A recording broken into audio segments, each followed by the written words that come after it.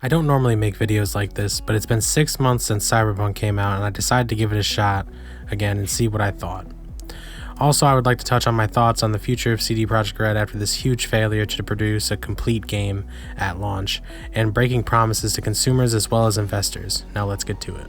So after re-downloading the game the other day, I thought I would see how much progress they made in improving the game and the bugs. The improvements are minimal at best. Some of the glitches I had when I left were still in the game, and from all the information I have around me from CD Projekt Red, they have only worked on bug fixes and have added nothing to the game as far as quality of life improvements. The thing I've been trying so hard not to see is just how hollow the whole entire world of Cyberpunk 2077 is. The AI literally does nothing that they promise. They don't have daily paths that are anything meaningful, at least. Most just travel from one street to the other, turn around, hit a vending machine, rinse, repeat. The Witcher 3 was more lifelike and the game came out years ago. This game lacks world immersion. I never felt like the feeling that I had when I played games like Red Dead or The Witcher or Skyrim. A big part of that is because the choices you make in the world do not affect the world much at all. All the thugs and events, most of them just respawn if you walk a couple blocks away and go back.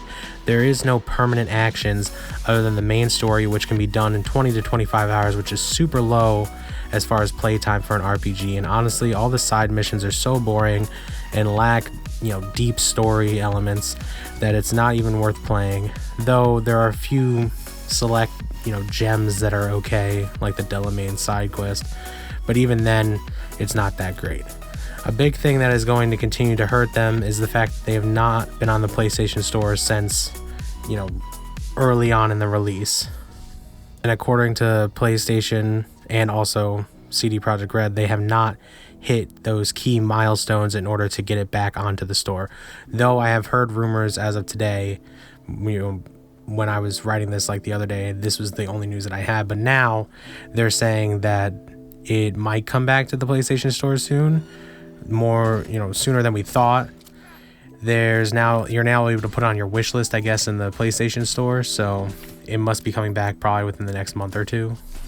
I don't know how much that'll do as far as recovery of, the 70% in value that they lost in the market, and the fact that they have multiple lawsuits against them.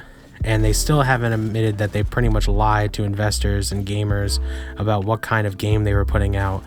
And the whole "it will come out when it's ready" quote will haunt them as one of the biggest mistakes in their marketing campaign. I fear that the drama that's surrounding this game will scrap future DLC updates, and they'll keep working on it until it becomes a stable game.